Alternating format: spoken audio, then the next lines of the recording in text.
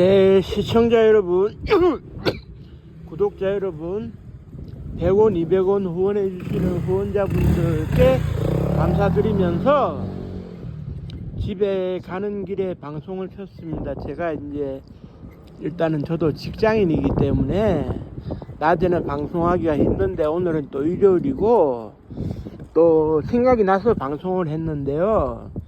이렇게 생각을 해 보셔야 될 것 같습니다. 어제인가요? 금요일일 겁니다. 신문에 났어요. 무슨 얘기가 났냐면, 2017년도인가, 그때 세종대 교수로 알고 있는데, 박유하라는 여자 교수가 제국의 위안부라는 책을 써가지고, 종군 위안부에 대한 새로운 연구 시도가 있었는데, 그렇게 되자, 정대협에서 당장 문제를 제기를 했죠. 그래서 책을 읽어보고 총 13구절에 대해 가지고 문제를 제기를 했고 삭제를 해라 재판을 했는데, 여기서 이제 1심 재판부에서 정대협에 손을 들어줬어요. 그런데 2심 고등법원에서 학문의 자유를 폭넓게 인정해 가지고 박유하 교수의 손을 들어줬고, 대법원에서 최종적으로 박유하 교수의 손을 들어줬다. 그래서 박유하 교수가 이제는 사상적으로 짐을 벗어 던졌다라는 뉴스가 나와가지고 제가 긴급하게 방송을 편성을 했는데요. 이렇게 보셔야 됩니다. 뭐라 그래야 될까? 일단 위안부라는 용어 자체가 틀렸죠. 위안을 한다, 여자들이 이제 기쁨을 준다, 이게 이제 틀려먹은 것이, 일본의 일왕 히로히토 입장에서는 군인들에게 즐거움을 선사할 수 있고 여가를 선사할 수 있어야 된다 해가지고 위안한다는 의미에서 위안부를 조직해라고 했을 수는 있지만, 우리 입장에서는 강압적으로 성을 착취당하면서 희생을 당하는 성노예입니다. 성노예. 그래서 일본군 성노예라는 표현이 옳은 표현이에요. 성을 이제 노예 삼아가지고 착취를 당한. 그리고 이제 박유하 교수가 쓴 책을 저도 읽어봤는데요. 거기 보면은 자발적으로 간 사람도 있었다, 돈을 벌러 간 사람도 있었다, 그 다음에 위안부 여성하고 일본 군인의 사랑이 싹트고 이런 참 역겨운 내용들이 많이 있었는데요. 일단은 그렇습니다. 자발적으로 전쟁터에 가는 사람은 없어요. 군인이 출동 명령을 받아가지고 전투에 참가할 수는 있어도 민간인이 자발적으로 간다, 민간인이 전쟁터에 돈 벌러 간다, 그리고 전쟁터에 딴 것도 아니고 성관계해서 돈 벌러 간다는 사람이 누가 있습니까? 매매춘을 일삼는 직업 여성들도 전쟁터에는 안 가는데. 그리고 이렇게 보셔야 됩니다.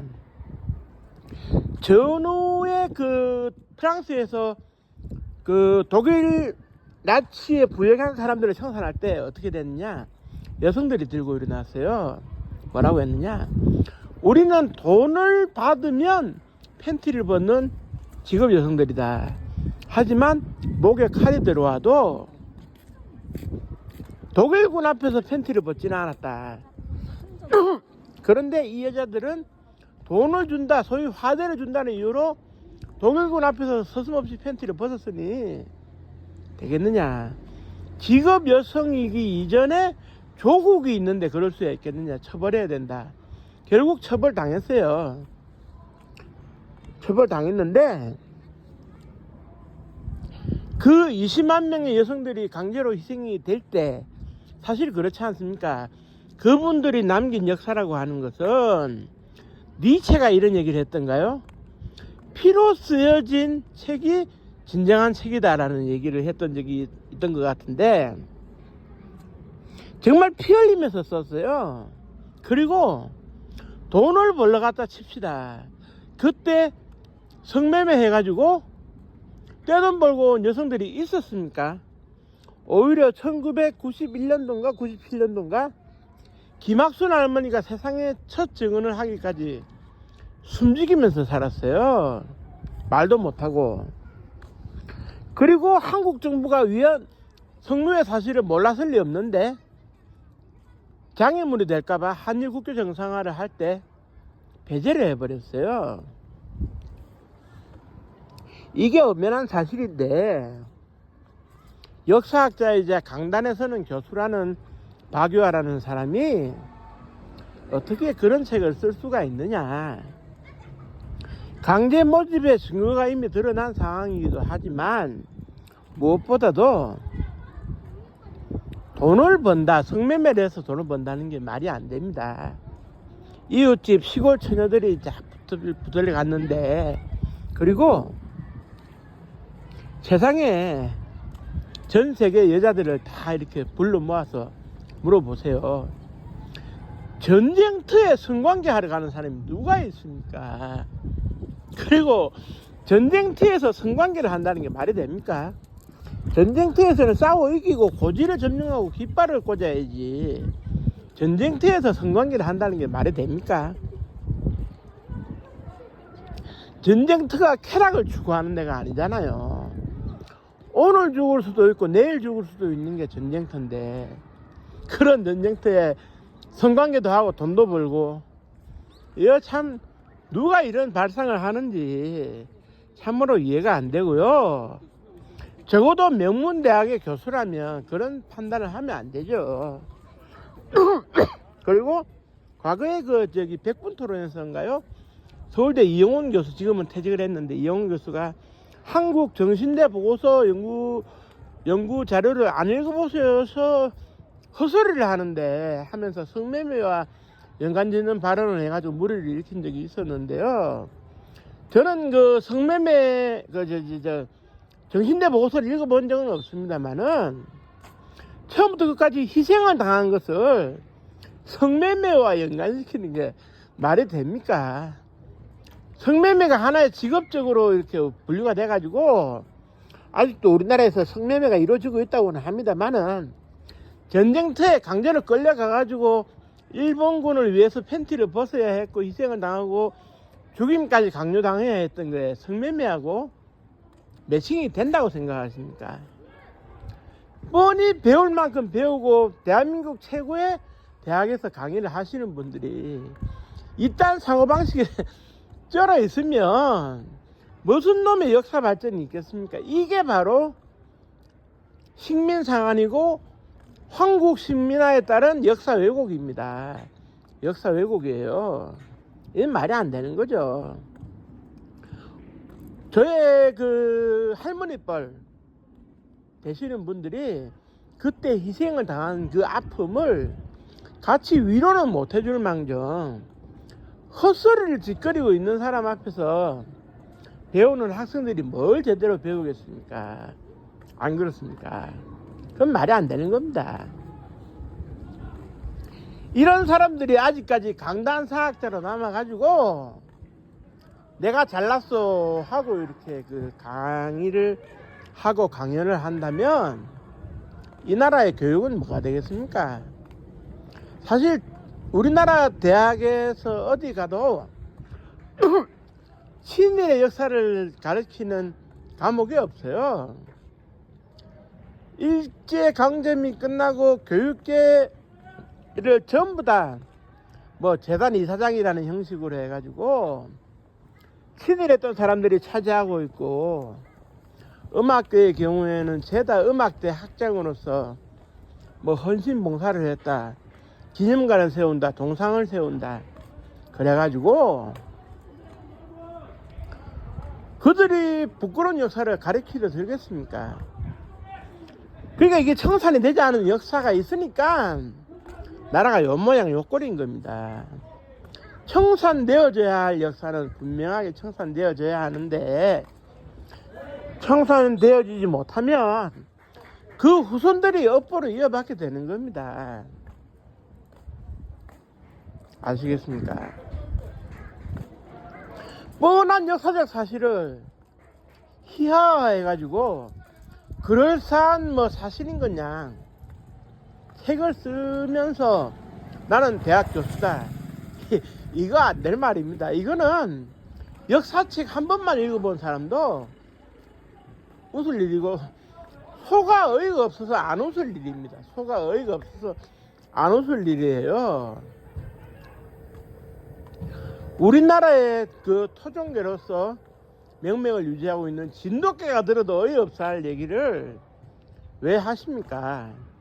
법의 잣대에서는 학문적 자유가 인정될 수 있을런지는 모르겠지만 역사적 잣대에서는 다른 것이죠. 분명하게 피해를 입은 사실이 있는데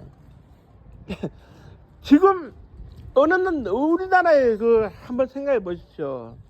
어떤 남자가 돈을 주고 즐기기 위해서 안마를 받는다, 뭐 성매매를 한다, 있을 수 있습니다. 법으로는 금지되어 있지만, 하지만 그렇다고 성매매 여성 사랑하니까 데려와서 나와 결혼합시다, 이런 경우 있습니까? 현실적으로 있냐 이겁니다. 그럼 말도 전쟁터에서 뭐 오늘 죽을지 내일 죽을지 모르는데 무슨 놈의 사랑에 싹튼다 이 말입니까? 그 말도 안 되는 소리를 해서는 안 되죠. 그리고 사상의 자유를 얻었고 학문적 자유를 얻었다 해서 대법원이 자기 손을 들어줬다 해가지고 박유하 교수가 만세를 부른다. 참 어이없는 그런 그 일면이 아닐 수가 없는데요. 역사를 잊은 민족에게는 미래가 없듯이 교수라고 하면은 적어도 내가 학생들을 가르칠 수 있는 올바른 자격이 되는지 자기 스스로가 자아 성찰을 해야 됩니다.